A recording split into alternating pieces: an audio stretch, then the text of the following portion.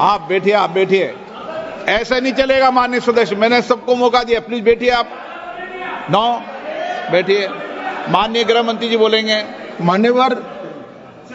माननीय सदस्य ने जो पॉइंट ऑफ ऑर्डर उठाया है, मैं इसके हार्द को सदन के सामने रखना चाहता हूं। भारत सरकार की कैबिनेट ने इस बारे में एक बिल अप्रूव कर सदन के सामने रखा।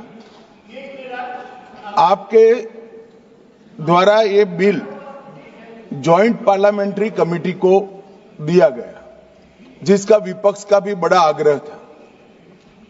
कमेटी ने इस पर सुविचारित रूप से अपना मत प्रकट किया। वो जो मत प्रकट हुआ, वो मत फिर से कैबिनेट के सामने गया। कमेटी के जो सुझाव थे, ये भारत सरकार की कैबिनेट ने स्वीकार किए और अमेंडमेंट के रूप में किरण रिजिजू जी लेकर आए। ये तभी होता है जब ये ऑफिशियल अमेंडमेंट कैबिनेट की अनुमोदन के बगैर आता है। मान्यवर, मैं नहीं मानता इसमें कोई पॉइंट ऑफ ऑर्डर है, और आपका ही आग्रह था कि कमिटी ज्वाइंट पार्लियामेंट्री कमिटी बने। अगर कमिटी ने कोई बदलाव ही नहीं करने हैं तो ये कांग्रेस जैसी कमिटियां नहीं, हमारी लोकतांत्रिक कमिटी है मान्यवर, जो दिमाग चलाती है। कांग्रेस के जमाने में कमिटियां होती थी जो थप्पा लगाती थी। हमारी कमिटी चर्चा करती है, चर्चा के आधार पर विचार करती है और परिवर्तन करती है। अगर परिवर्तन को स्वीकार ही नहीं करना है तो कमिटी काहे को लिए है भाई?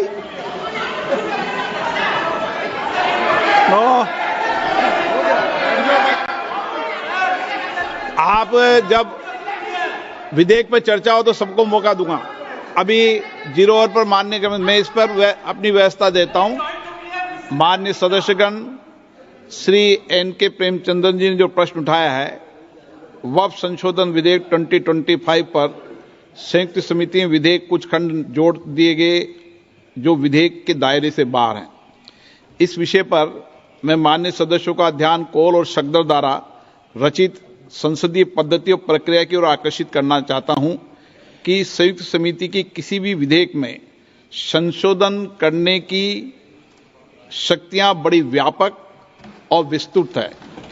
समिति किसी भी विधेयक में पूर्ण रूप से संशोधन कर सकती है या उसको पूर्णतः नया प्रारूप तैयार कर सकती है तथा विधेयक के सिद्धांत में परिवर्तन किए बिना उसका पूरा नाम और संक्षिप्त नाम भी बदल सकती है। इस प्रकार समिति किसी विधेयक में नए उपबंध सम्मिलित कर सकती है तथा विधेयक की व्याप्ति की समिति कर सकती है। विगत में कई संयुक्त समितियों ने विधेयकों में ऐसे संशोधन किए हैं। श्री किरण रिजिजू जी।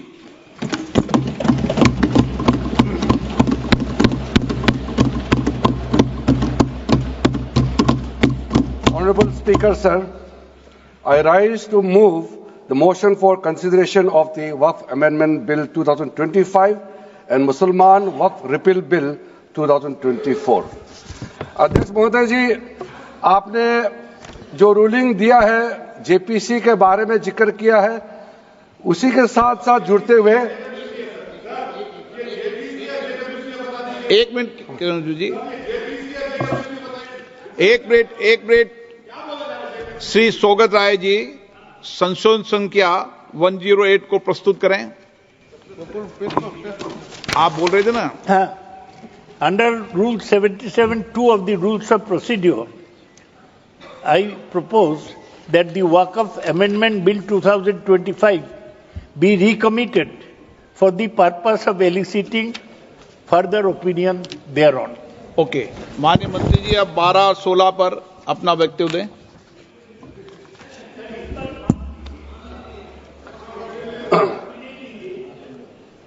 आपका जो जब मैं ओपनिंग करूंगा उसका भी जवाब आएगा और बाकी अमेंडमेंट तो आखिरी में आता ही है।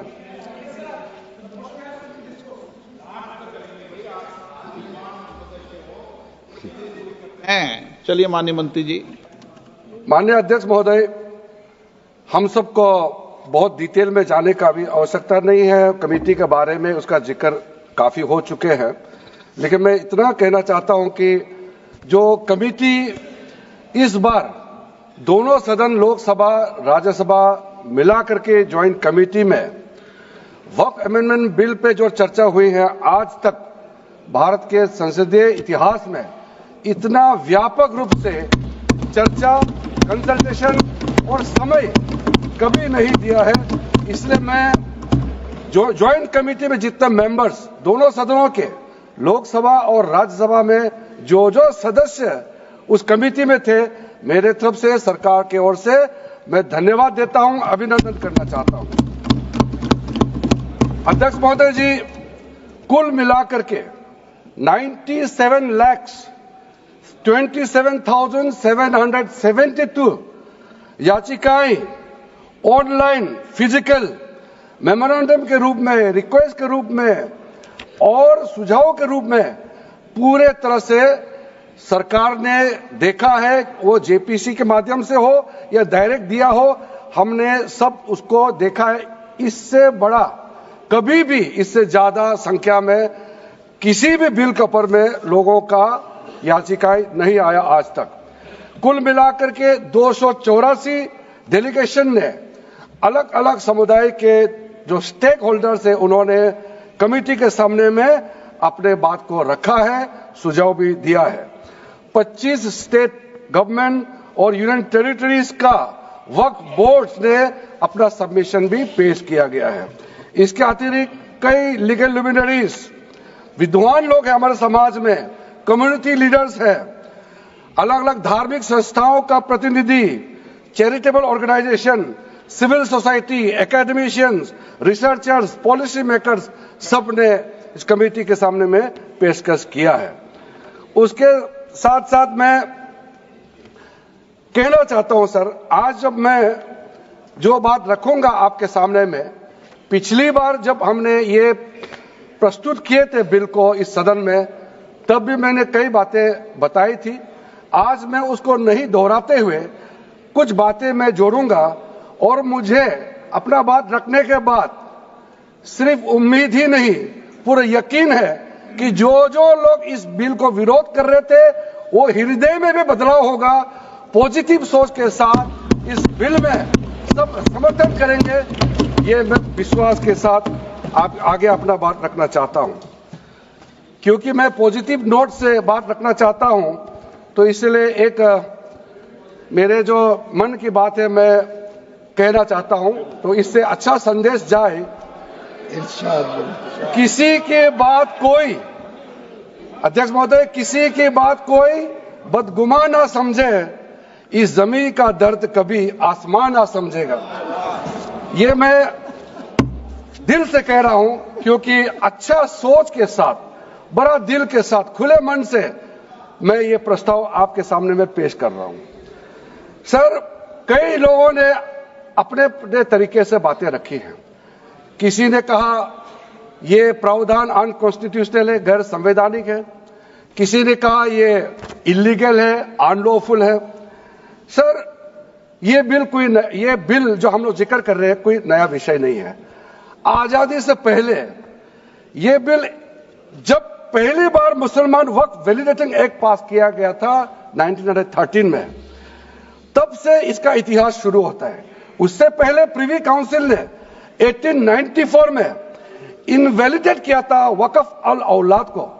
बाद में उसका प्रॉपर लीगल फॉर्म में 1913 के बाद फिर 1923 में द मुसलमान वक्फ एक्ट लाया गया था, जिसमें अकाउंटिंग और ट्रांसपेरेंसी के बारे में ये जोर उसको देते हुए ये एक्ट पास किया गया था। उसके बाद 1930 में द मुसलमान वक्फ वैलिडेटिंग एक्ट लाया गया है, जो रीइंफोर्स करता है लीगल वैलिडिटी ऑफ द